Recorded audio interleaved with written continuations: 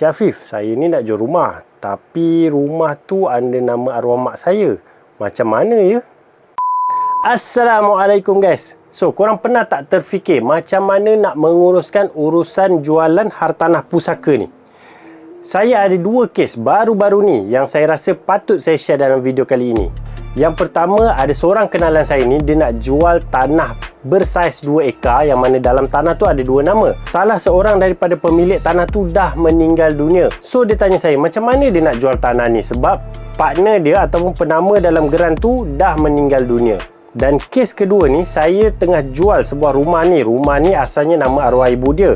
Kemudian mereka dah buat urusan pusaka kecil dan telah dipindahkan daripada nama arwah ibu kepada nama mereka adik-beradik. Dan yang terkini, bila saya dah dapat pembeli, salah seorang daripada adik-beradik ni dah meninggal dunia. So macam mana kita nak buat dan macam mana kita nak uruskan urusan jualan ni? Anda ada rumah yang ingin dijual?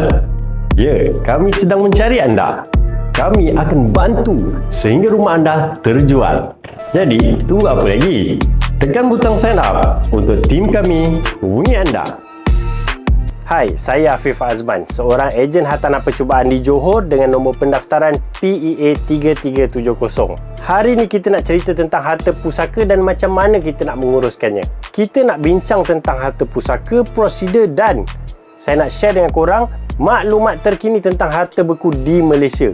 Hartanah pusaka ni merujuk kepada harta yang diwarisi daripada ahli keluarga kita yang dah meninggal dunia. Proses dan urusan pembahagian pusaka ni boleh jadi rumit kalau kita tak ada perancangan yang baik. So dekat Malaysia ni kita ada urusan pembahagian harta pusaka untuk orang Islam dan juga bukan Islam. Bagi orang Islam, kita ikut pembahagian faraid. Bagi orang bukan Islam pula, ikut Akta Pembahagian 1958.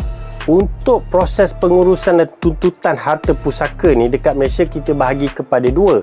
Satu untuk nilai hartanah yang di bawah 2 juta dan satu lagi untuk nilai hartanah melebihi 2 juta. Bagi urusan pusaka untuk harta kurang daripada 2 juta, waris-waris ni perlu berkumpul dan membuat tuntutan di pejabat tanah. Dan dekat pejabat tanah ni akan diadakan satu bicara kuasa. Dan selepas selesai bicara kuasa ni, mereka akan dapat surat kuasa takbir dan juga perintah pembahagian.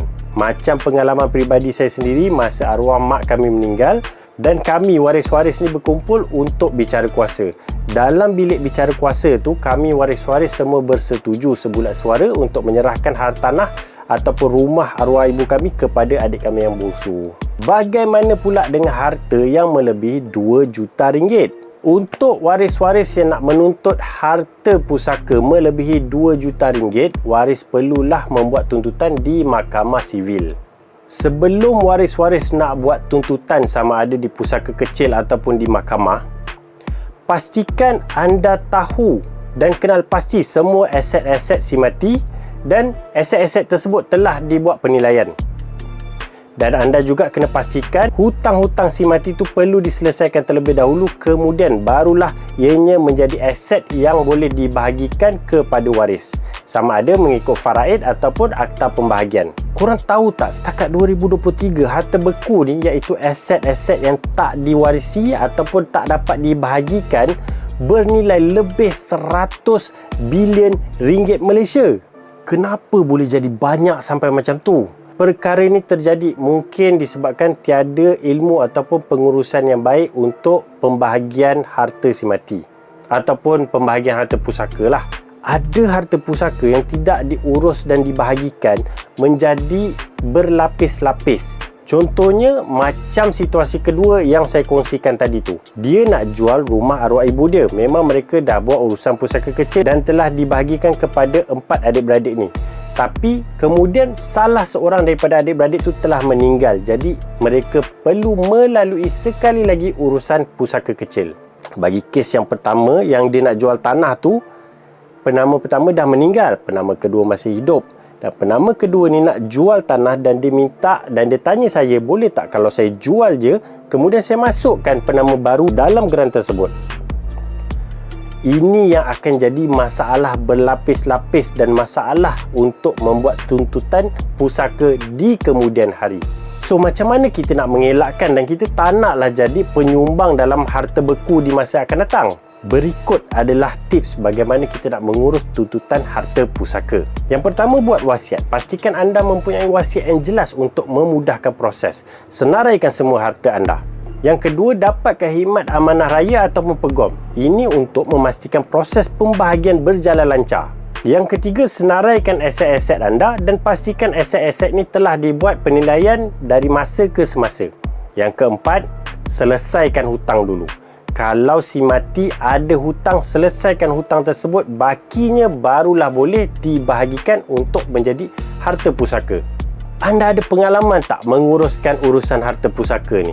Urusan pembahagian harta pusaka ni ada kalanya mudah dan ada kalanya terlalu rumit. Ianya bergantung kepada persetujuan dan kerjasama semua pihak. Macam kami, alhamdulillah kami waris-waris sepakat sebulat suara ingin menyerahkan harta arwah ibu kepada adik yang bongsu. Tapi ada juga kes yang mana terdapat pertikaian. Kanda Abdul Wahab, perkara yang serupa ini bolehkah Abdul Wahab membawa ke mahkamah?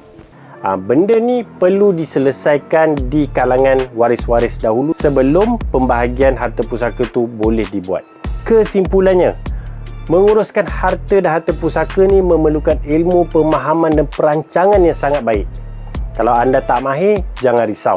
Kita ada amanah raya, kita ada peguam. Mereka ni boleh memberikan khidmat nasihat untuk mengurus urusan harta pusaka anda. Selesaikan cepat urusan-urusan harta pusaka ni, jangan tangguh-tangguh. Kita tak nak ianya menjadi lapisan kedua, ketiga dan seterusnya. Dan akhirnya masuk ke dalam harta beku.